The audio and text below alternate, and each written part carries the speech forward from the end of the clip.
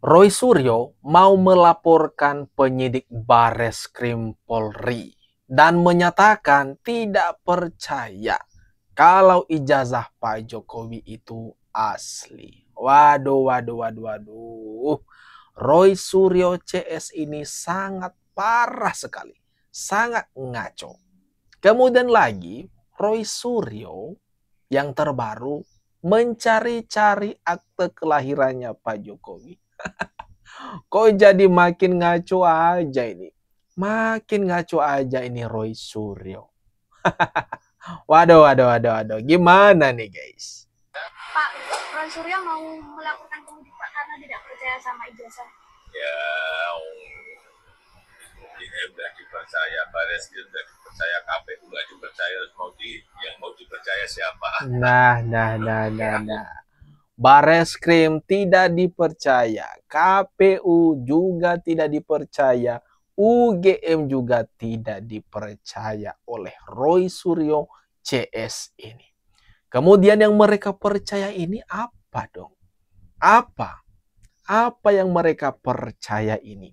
Haruskah itu yang mereka percayai adalah keyakinan yang mereka yakini? Artinya kalau mereka tuding ijazah Pak Jokowi itu palsu, nah itu kebenarannya. Waduh, waduh, waduh, waduh. Logika dari mana ini? Logika dari mana ini?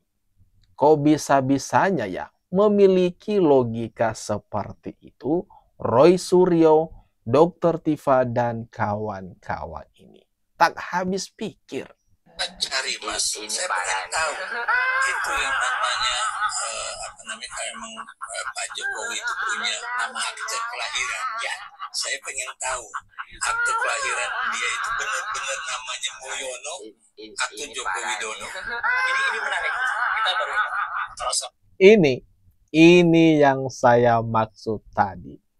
Roy Suryo DKK, Roy Suryo CS terus-terusan nyerang Pak Jokowi. Kali ini yang mereka cari, yang mereka sentil adalah akte kelahirannya Pak Jokowi. Kok jadi makin lucu aja ya? Makin lucu sekaligus ngaco ini orang-orang ya. Akte kelahiran. Kalau memang akte kelahiran itu ada di tahun 2001, kalau namanya Mulyono, berarti itu terusnya Boel Cuna. Ya, kita belum pakai IYD kan? IYD itu berarti dia juga bertiga, ya. Atau kalau dia Joko Widodo, dia Joko. Ya, kalau dia pakai Y, berarti dia Yoko. Kayak Yoko Ono berarti. Ya, ini coba dicari ya aktenya. Jadi ini kita nggak mengatakan akte itu palsu ya. Kita Inilah kalau ahli abal-abal sedang bekerja. Segala sesuatu diributkan, dipusingkan. Sampai-sampai akte kelahiran segala terbawa-bawa sama mereka. Aduh. Roy Suryo CS ini ada-ada saja tuduhan-tuduhan, serangan-serangan, nyinyiran mereka terhadap Pak Jokowi. Bahkan kalau kita saksikan di sini, mereka ini sambil ketawa-ketawa. Ketawa mereka merujuk, menertawakan Pak Jokowi dengan namanya sambil mencari-cari akte kelahirannya Pak Jokowi.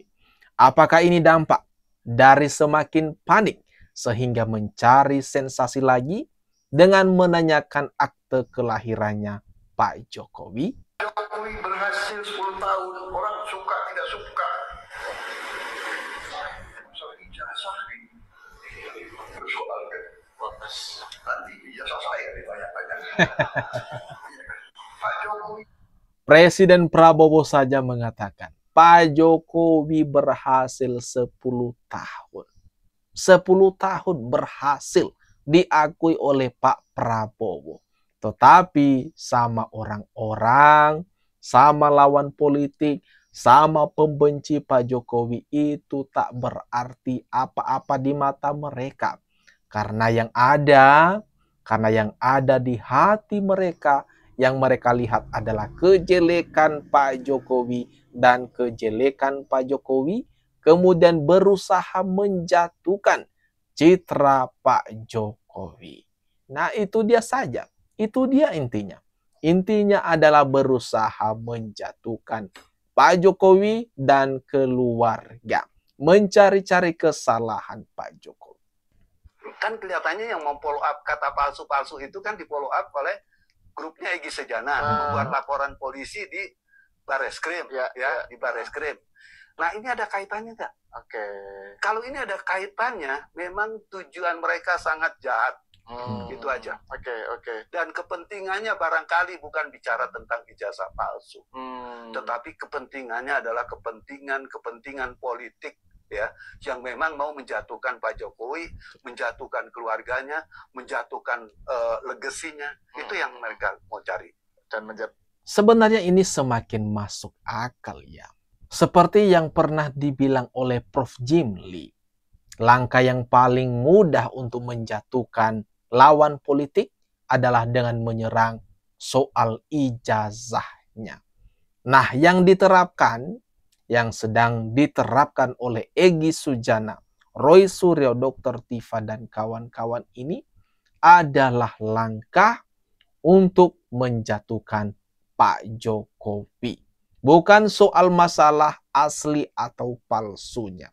Bahkan ada yang meyakini sebenarnya kalau mereka kelompok-kelompok ini sebenarnya tahu dengan jelas kalau ijazah Pak Jokowi itu memang asli. Kalau Pak Jokowi memang benar-benar pernah kuliah dan menamatkan diri di Universitas Gadjah Mada atau UGM. Tetapi ada motif di balik ini semua.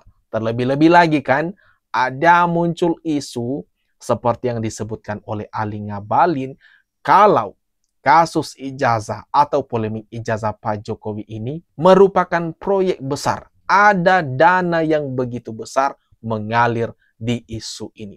Makanya kasus ini tak henti-hentinya dibicarakan. Karena ada dana besar yang mengalir atau yang membiayai mereka. Tetapi entah siapa. Masih abu-abu, belum terang benderang.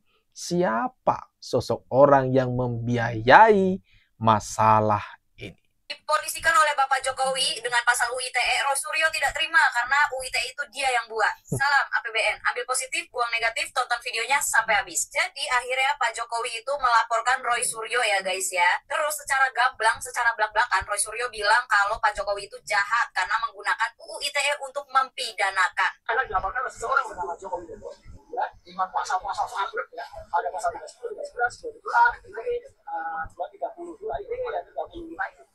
Sampaikan pasal itu, pasal-pasal di ITE itu saya kasih ya, bisa minta ditulis. Pasal itu dibuat oleh Indonesia supaya kita diakui itu informasi dan transaksi bukan untuk mempidanakan, ya gitu. Jadi jahat kalau ada orang menggunakan pasal itu mempidanakan. Siapa yang jahat?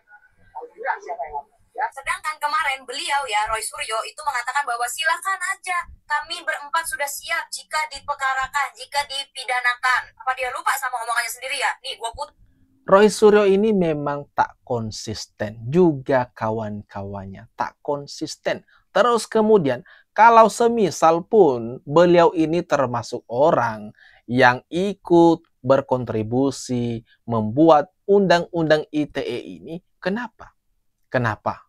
Jadi nggak boleh dituntut pakai pasal itu. Seharusnya kan karena sudah tahu, karena sudah ikut berkontribusi membentuk undang-undang itu, jadi nggak usah dibuat dong kesalahan yang akan dijerat pakai pasal-pasal tersebut. Tetapi Roy Suryo ini entah kenapa.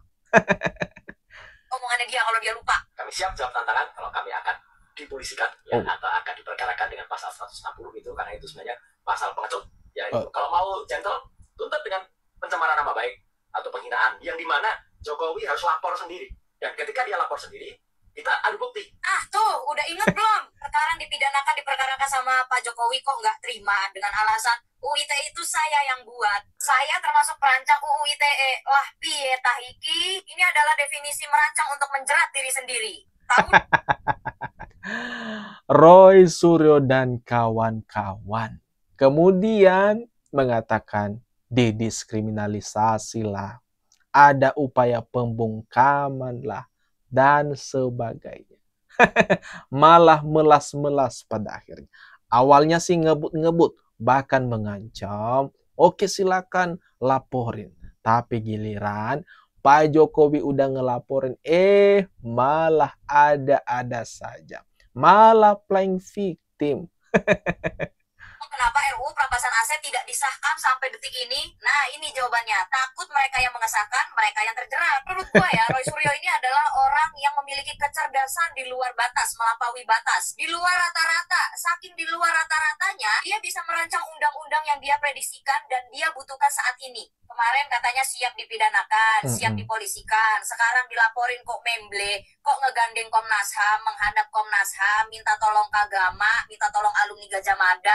Ini gimana sih? Roy Suryo merancang UU ITE, tapi dia bilang orang itu jahat kalau menggunakan UU ITE untuk mempidanakan seseorang. Lah dulu. Roy Suryo ini memang benar ya. Benar nggak konsisten. Nggak konsisten sama sekali. Atau cuma pura-pura atau istilahnya cek ombak.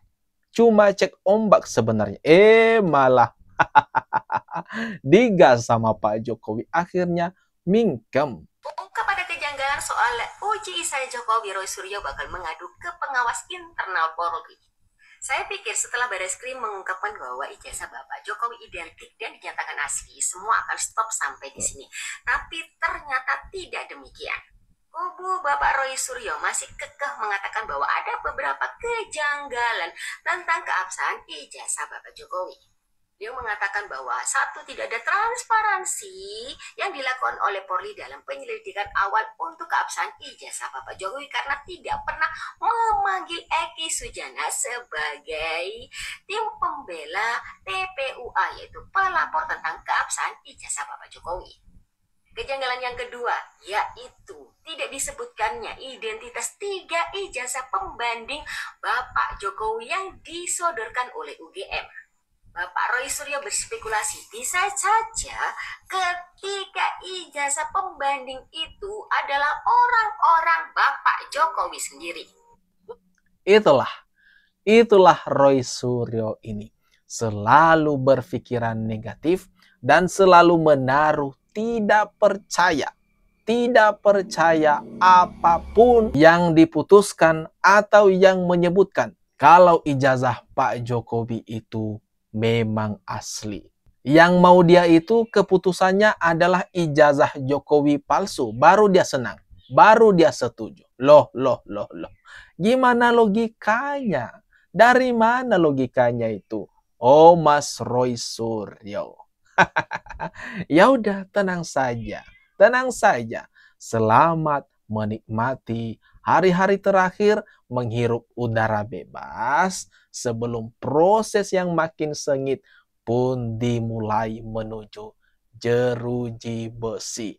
Jadi akhirnya nanti berbagai drama-drama ini, berbagai playing victim ini akan berakhir juga pada waktunya. Itu dia guys, itu dia teman-teman. Gimana menurut kalian? Bagaimana menurut pendapatmu atas apa yang barusan kita bahas ini? Tuliskan di kolom komentar ya, komentar terbaikmu.